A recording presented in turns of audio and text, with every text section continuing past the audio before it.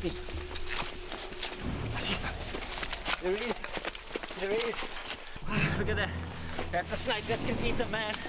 I don't want to get involved with that part of it. Look at him, he's really mad now. Oh man. Oh, I don't know if you want him to get that's exactly what I don't want to happen. You don't want a snake like this getting around you, especially around your neck. Come on.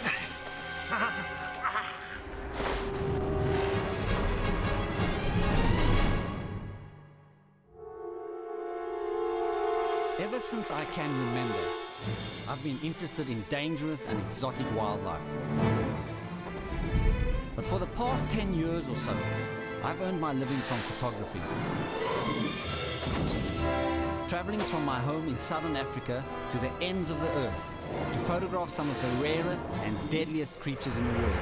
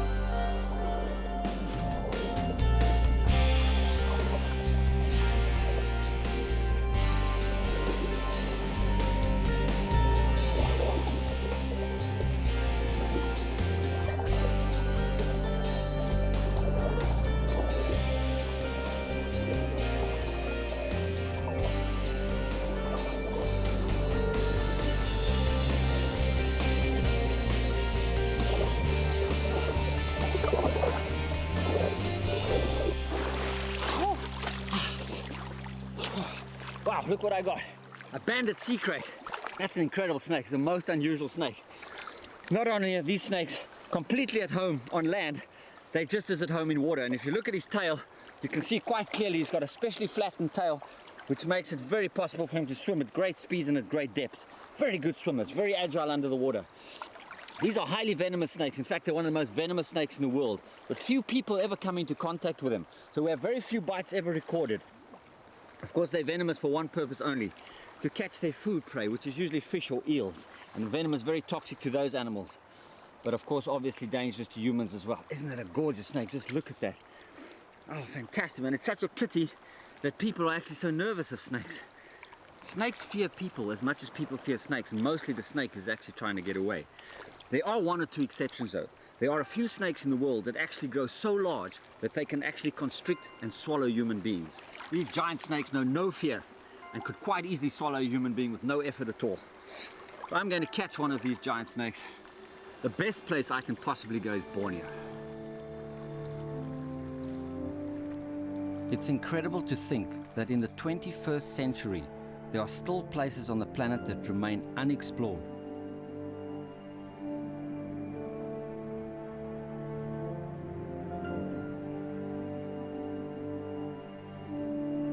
I'm heading for one of the wildest and most remote areas of Borneo in search of the reticulated python, a giant among snakes.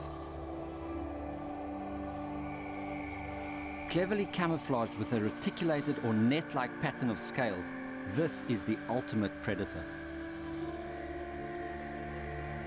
I've tracked down and photographed hundreds of snakes, many of which could have killed me.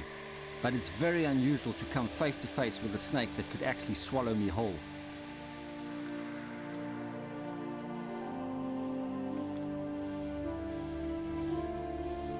The reticulated python is unique. It's the longest and most powerful snake in the world.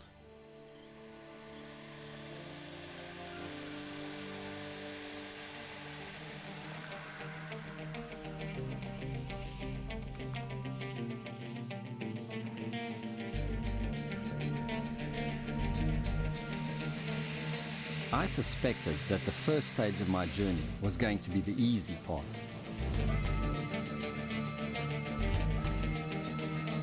The Portuguese, the Dutch, and finally the British tried to tame Borneo. The British even built a railway, but they found the land too wild and difficult to cross. and they didn't get far.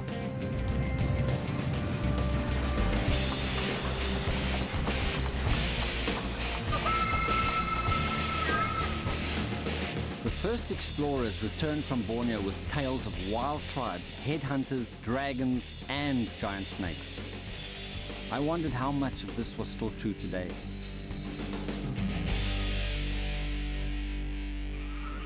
I was heading deep into the heart of Borneo, the largest island in the South China Sea. And where I was heading, there were no maps.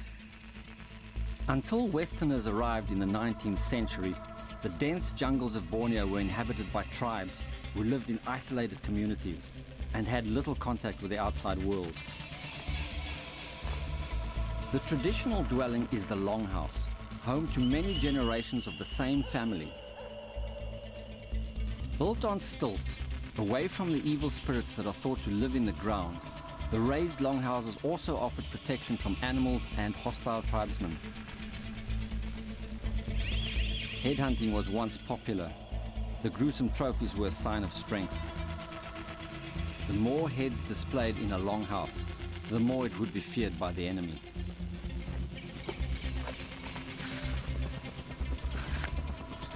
Lorraine, how much? 20 ringgit. Yeah, good. Snakemaster. Yeah, Snake Man, eh? for You the recognize snake. that, eh? Yeah. I wanted to catch a ride on one of the trucks heading out of the village. I just hope the driver's headhunting days are over.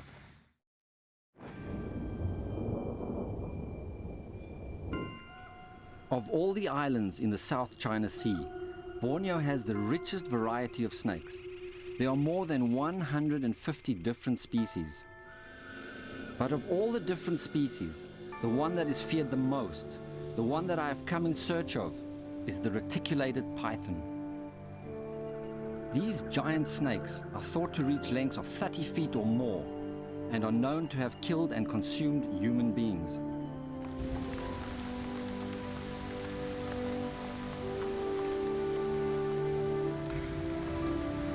I finally got my ride, but like everything in Borneo, it wasn't quite what I was expecting. The men on the ferry knew all about the reticulated python. Not so long ago, a 14-year-old boy had been eaten by one.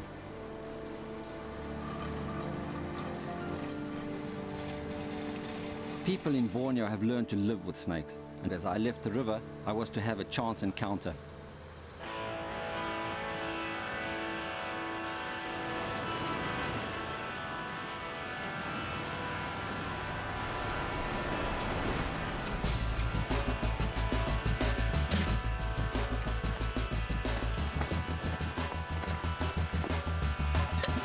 Buddy.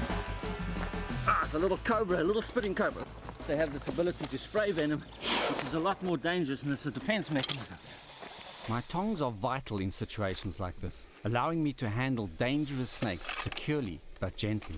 He's actually quite young, so I could imagine he could actually spit about 2 meters, but it comes out in a spray. Covers your whole body. It's a neurotoxic venom they have, nerve-destroying venom. It's very powerful. One drop into your bloodstream is enough to actually kill a human being. But as I say, spitting in the eyes, self-defense, okay, that could blind you, and that would be a problem. But he's such a tiny little guy, but he's so brave. Isn't that incredible? I mean, he's still very nervous. He bounces around all the time. Yeah. These snakes have got no ears.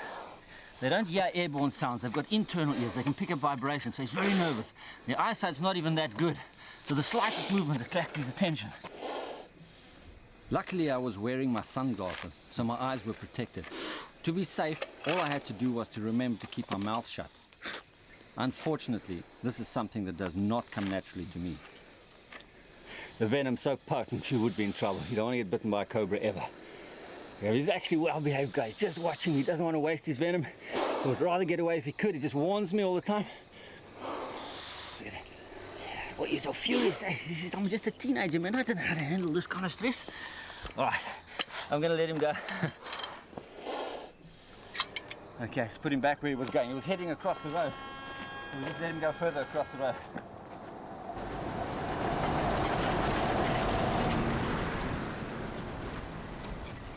Well, I wasn't expecting that. A little bit of good luck, eh?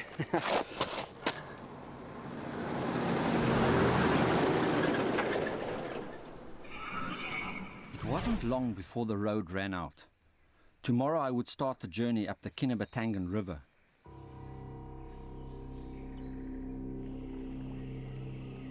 I'd heard that somewhere near the source of this river was where I would find the largest snakes.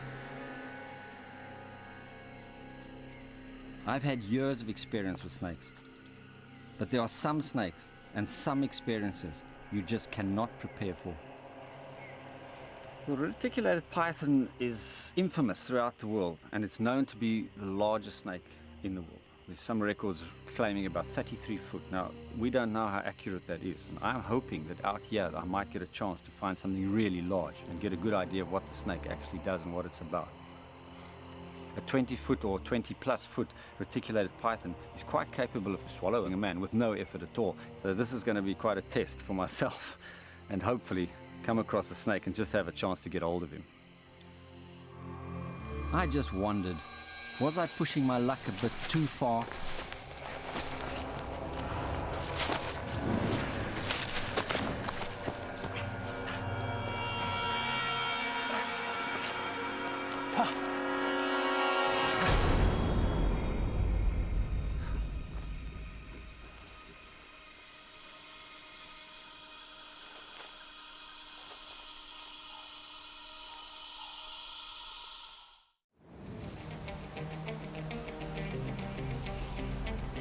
My plan was to follow the Kinabatangan River to its source, because it was there, in one of the most remote parts of Borneo, that I'd been told I would find the largest snakes. I was not expecting to have to travel quite so far on foot, but if there's one thing I've learned about Borneo, it's to expect the unexpected.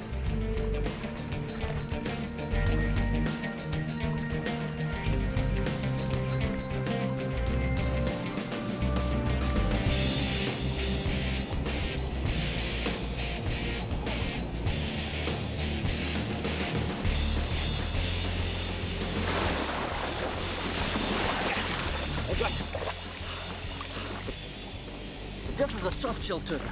He could probably push his neck out about 6 or 12 inches. I'll see if I can get you to look at the size. I've never seen one. They're usually half the size. But now look, as soon as I pull him up and he's nervous now, he tucks his head away. See how he pulls his head back in there? I lower him gently. Wants to get away, puts his head down. You can see how quickly his neck comes out. So man, it's incredible. And because of the size, I have to guess. I mean, turtles get very old. I couldn't even guess how much, but I guess this is a 30, 40, maybe a 50-year-old turtle. You just can't say for sure. But this is a soft shell turtle. It's not a hard shell turtle. The soft shell helps him underwater. In other words, going between rocks, in between reeds, stuff like that. He doesn't easily get hooked as he would if he had a hard shell like the land tortoises have. So oh, see how he went? Oh, he wanted to bite me. Have a look at the jaws. It's a very fine line along the edge. You don't get your fingers near that. Those are like two sharpened blades. If you got your finger there, you could take it off. This guy this size would take your finger right off. No question about it. He's actually got claws, which are difficult to see unless I can get my hand there, but I'm a bit nervous. Let me try the back one. See the size of these claws? And those claws can really dig. They can dig into the bottom, grab on, and move wherever he wants to go. That's those jaws I'm worried about. I'll bring my boot close to his mouth and see if he pushes it away. Yeah, just go. Ah! Oh! Look at that! Look at my boot! It took a piece right out. That gives you an idea. You see the hole? He took a piece right out of my boot. Unbelievable. So you see what I'm saying? If you had your finger there or your toe, could you just imagine he'd take it clean off? I mean, this is a thick leather boot. This is my boot. Ah, I sure looked for trouble with that one. They are extremely powerful creatures, and one with a jaw this size, you just don't fool around with him. Okay, so I mustn't get my hand near that. All right, so that's incredible, something to find like this and come across this. Wasn't expecting that walking through the river here. But what I'm going to do is just let him go. He's such an old boy, deserves his freedom again. So I'm just going to give him a little shove here and let him be on his way. Off you go, boy. You take a swim now. Thank you for that little interlude. Watch him, see if you can see him go.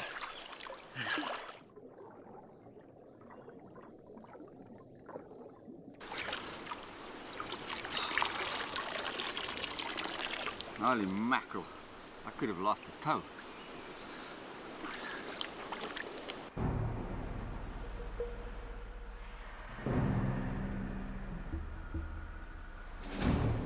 Almost all snakes feed on live prey, but there are a few exceptions.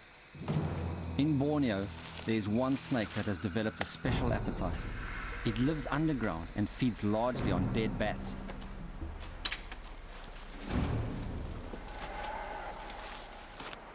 There were millions of bats filling the sky, and I knew that if I was going to find one of these rare and unusual snakes, this was my best chance.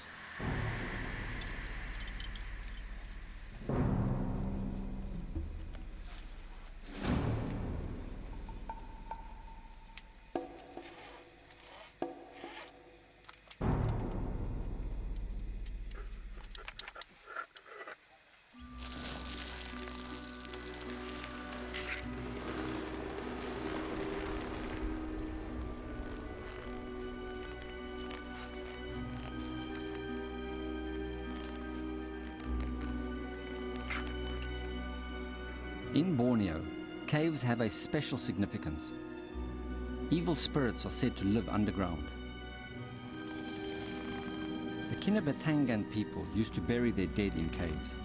Elaborately carved coffins bore images of crocodiles, lizards, and snakes, reflecting ancient legends. Just look at this expanse. This is unbelievable. Unbelievable. There are stories that in the deepest of caves dwells a female vampire, who having lured men to her lair would suck their bodies dry of blood. But right now, my main concern was, would my rope be long enough?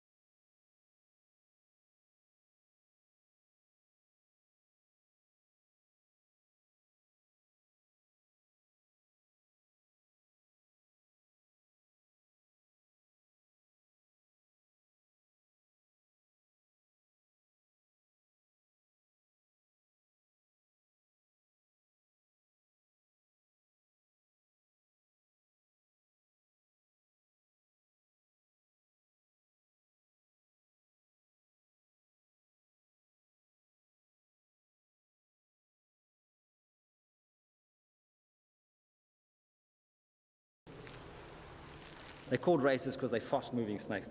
They move very quick. You find them all over forests everywhere. They're pretty broad spectrum all over the country. But some of these guys have learned a special trick.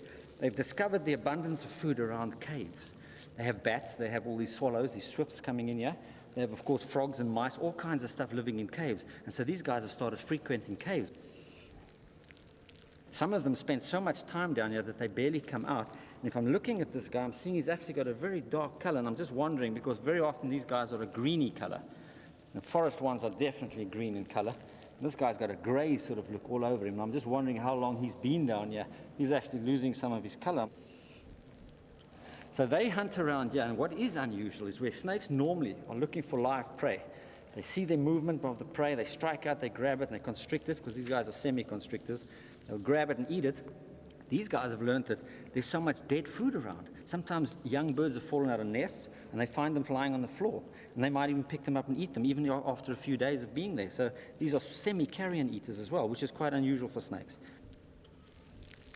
What would be interesting to see is one of these guys eating a bat, because of a bat with its expansive wings, I know it's a problem. They have to get the head of the bat, start swallowing down, and usually the wings are sticking out. Then they have to work it from one side to the other till eventually they get the whole thing down. That would be quite interesting to see. I've never seen that. But that obviously happens a lot in caves like this. Incredible. Hey, come up to me. Come up to me. That's my boy. Look at that. Isn't he gorgeous? He says, what's this thing? What's this thing? He says, he's never seen a thing like this before. Hey, you are beautiful too. Always in there. Snakes are so wonderful. He's such a gentle snake. He's just curious about what I am. He says, he's too big to eat, so I won't worry about him. Snakes can, of course, tell how large their prey is. If I was something as, I'm a mammal. I really should be able, the snake should be able to eat me, but of course he wouldn't try because I am so large. That's the first rule about snakes, that people have no reason to fear snakes because mostly people are too big to be eaten. Not like the big python I'm actually searching for. That would be an exception because that snake can actually eat people. All right, I'm going to let this guy go now. He's quite happy here. I've had a good look at him. He's really nice. I'm going to let him go because I've got to really start looking for a way to get out of this cave.